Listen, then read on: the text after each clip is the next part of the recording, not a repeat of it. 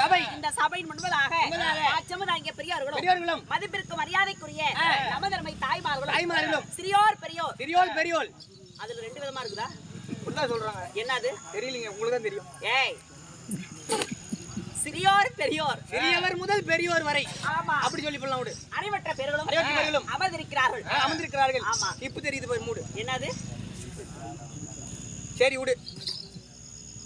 அனைவருக்கும் நம்முடைய கலைக்குழுவின் சார்பாக மனமார்ந்த நன்றி, வணக்கம்.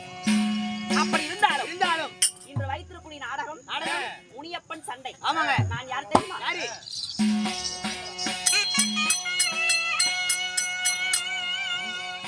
அம்மா நாயத்தலக்கு தேவி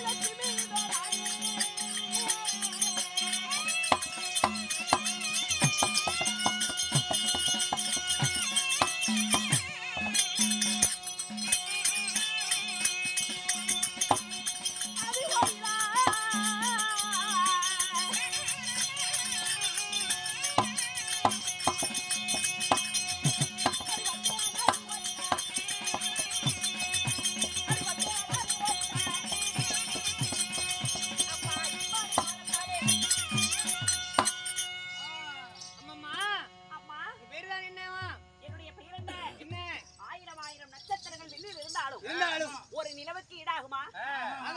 அதை போல என்னுடைய பெயர் நான் எங்கும் நிறைந்த மங்கை. சங்கரன் தனக்கு தங்கை ஆதிலட்சுமி என்னுடைய பெயர். ஆதிலட்சுமி. ஆமா, ஆதிலட்சுமி சொல்றீங்க தாயே.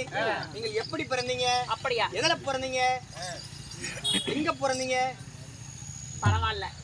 வயிற்றுக்கு என்ன திங்கிற? வயிற்றுக்கு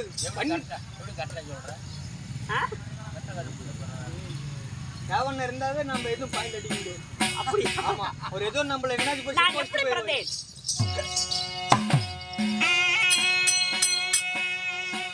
அது அன்று ஒரு நாளையிலே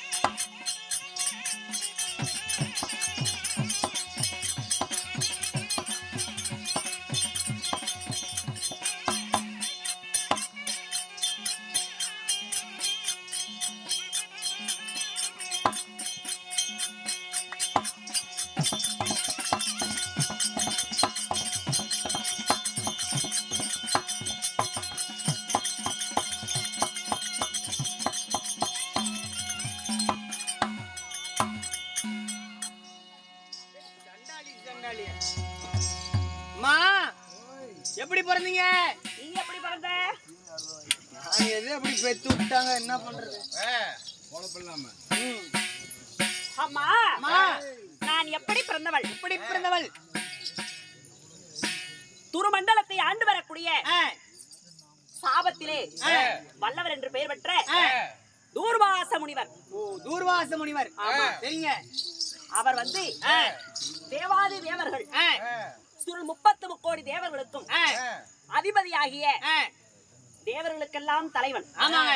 தேவ இந்திரனுக்கு சாபமானது கொடுத்தார். இப்படி உன்னுடைய அமராவதி பொன்னுலோகம் தெய்வலோகம் என்று சொல்லக்கூடிய உன்னுடைய இருப்பிடத்திலே லட்சுமி கடாட்சியம் இல்லாமல் இருள் சூழ்ந்த மயமாக துர்தசை அடைய கடவுது அப்படி என்று ஒரு சாபத்தை கொடுத்தார்.